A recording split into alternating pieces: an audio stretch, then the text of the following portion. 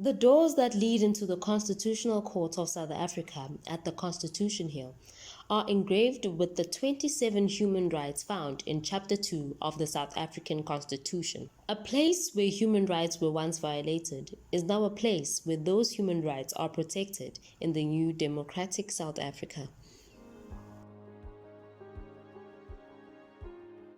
Alright. What would you say are some of the most pressing human rights issues in South Africa today? So basically all human rights are important, right? So there's not a particular single right that we say is present. And the main reason for this is that human rights are interlinked and interdependent. Meaning that a violation in one human right essentially would mean that the other human right will also be violated. Yeah. So for instance, if we are looking at access to clean water, you can't help but then look at if there's no clean water in the school, learners aren't able to access clean water in the school. There's also then issues of human dignity, where if you can't have access to clean water, how are you gonna bath? And then I think also with the pandemic now, it's especially showing that if you don't have access to clean water, you're not gonna be able to wash your hands. And we have an outbreak right now of COVID. So I think that's the most important part when we're looking at rights, is that they are linked.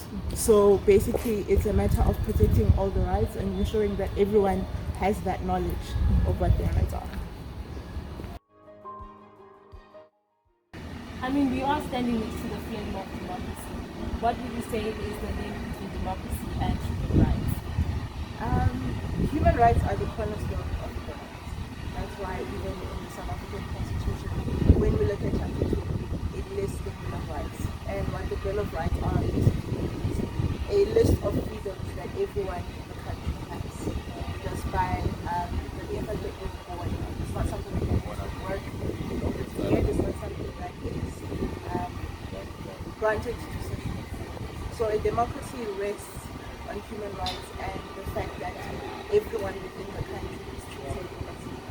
And that's why it's the responsibility of every citizen to make sure that they know what their rights are, but also not infringe on the rights of other people.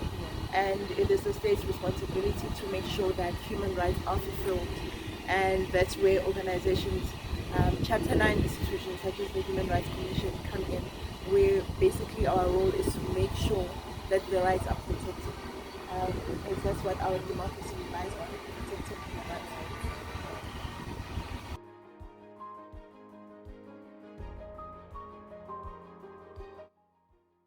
How can people empower themselves in terms of knowing their rights? So what we need basically is an active citizenship and having more constitutional literacy programs.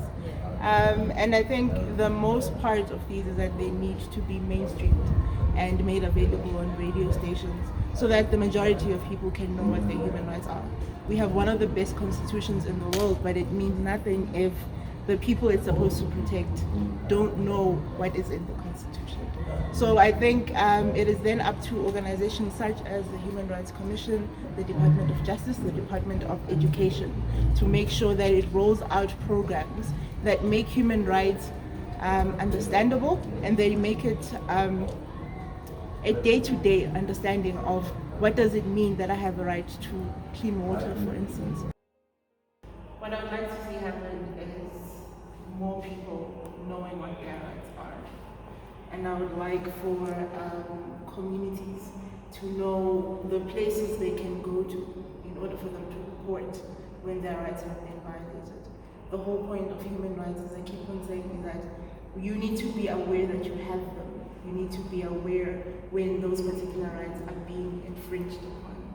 So even as a human rights defender, our whole point is not only making sure that people are capacitated to take action for themselves, but also get to a point where those that have institutional powers are also being aware that there's such a thing as human rights. That businesses will know that when they go to mine in a particular area, there are certain responsibilities that they have to communities in the area. And the only way to do this is to hold everyone accountable. So once community members, once learners, once everyone knows what their human rights are, they're able to easily say, this is not correct, this is how I know I'm supposed to be treated, and since it's not currently happening, these are the steps I need to take in order to make sure that I'm respected as a human. Because at the very basic level, we are all human and therefore we have rights.